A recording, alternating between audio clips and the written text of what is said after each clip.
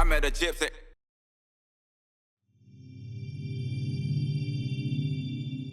Country music and dirt blocks, I feel like these things go together pretty good. Seems like it lately, man. I don't know.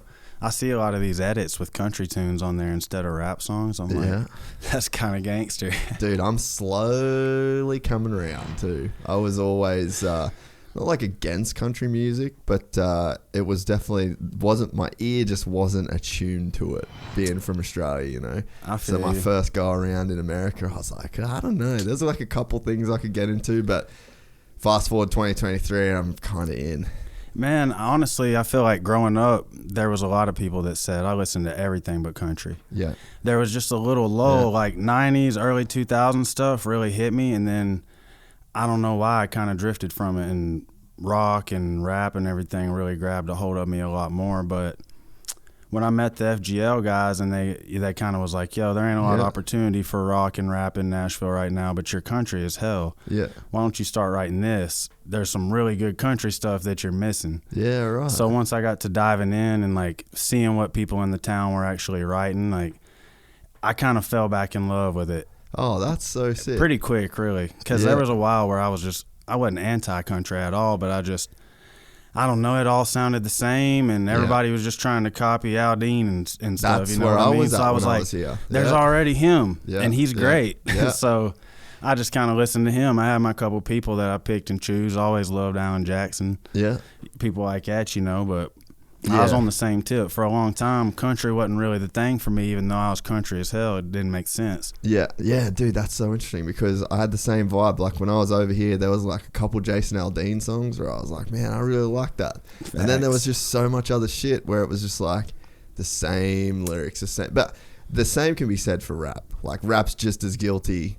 Every especially genre. like the whole SoundCloud generation. Like we really went through a phase I of mean, people sounding the fucking exact same over every single song. There's only so many chords. There's only so many drum patterns. Yeah. We're all living the same life. Yeah. We're all wearing the same shit. Excuse me. So there's only so much to talk about. I feel like, you know, we're not reinventing the wheel. Yeah. It's kind of just putting new spokes in it and airing it back up. Like, Yeah. whatever, fresh anodize on there, whatever. It's just a little powder coat. Yeah. It's all the same, you know. So it's hard to, I feel like it took me writing a little while to realize that, like, you're not going to say something that ain't been said. You're just going to say it a little different way. Yeah. So for a while, I was like, man, none of these guys are original. Nobody's original. And then I'm like, none of us really are, because we're all inspired by something that already happened. Yeah. And we're just doing our best version of it. So Yeah. Well, and I think the cool thing is, like, I bet, how old are you? 30. Be 31 a couple months. So we're pretty similar in age. Like, I'm a little bit older, but we would have grown up watching the same Dirt Black movies. Listening to this, you know what I mean? Like, there's our generation.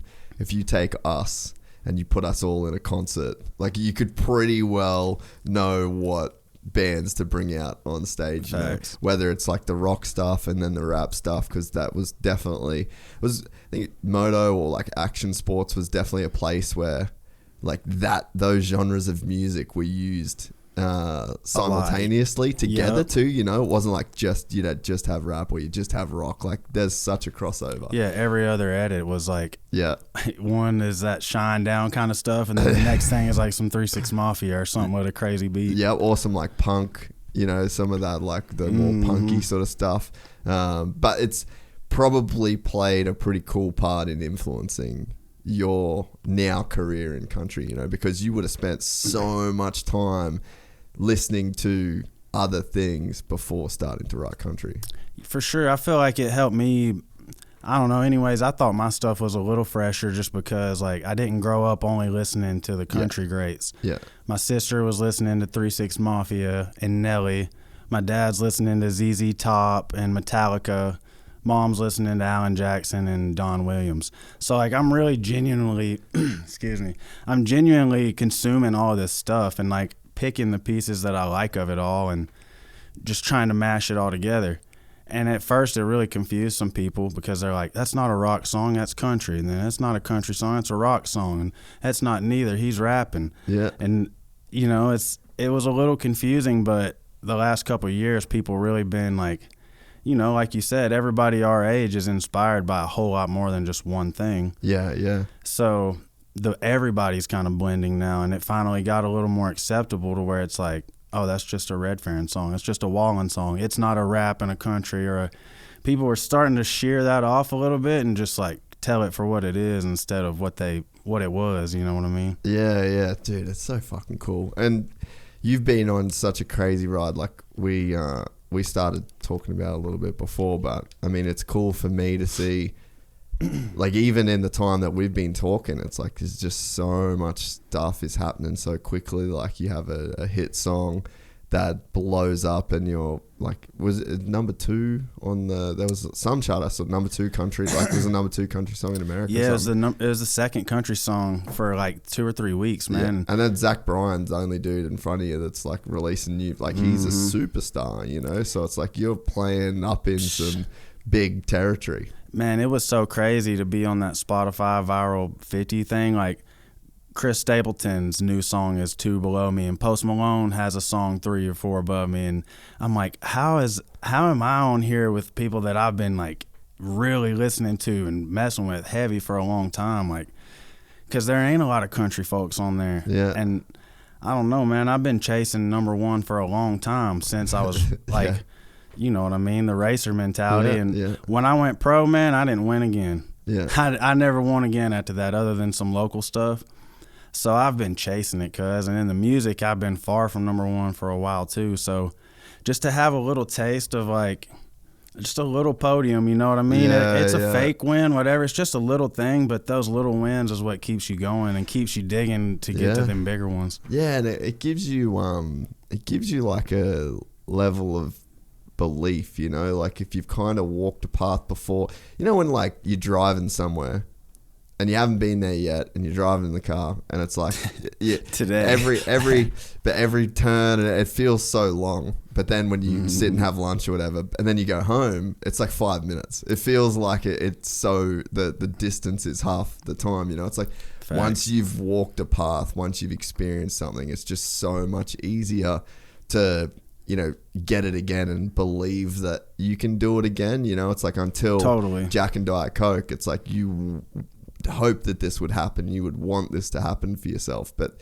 now that it's happened, it's like a lot easier to believe it can happen again and again and again. 100%, man. Because sometimes I felt like all the songs before it were just as good. But you're like, why does nobody care? Why is nobody listening to these? Or why does this TikTok get 200 views and then this other one that I didn't care about got 100,000? Like, yeah. But once you get a little taste of it and you're like, oh, I can do it. People do care about one. Yeah. I got 700 more sitting. I bet they'll like one more of them at least, hopefully. Yeah. It's dangerous to get a taste of that. When there's a little blood in the water and you finally feel like you can get a bite, it's on, bro. It's on right now. Dude, I love that. And you don't get those kind of looks too often. So yeah.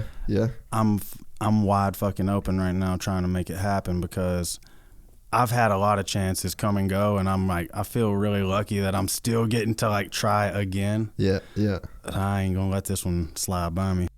We're excited to announce the launch of our new membership site, gypsytales.com, packed with exclusive content and perks that you won't find anywhere else. This is your chance to become a part of the Gypsy Gang. And as a special bonus, if you sign up to an annual membership, you'll be entered into the draw to win our custom-built TC125. Gypsy Gang.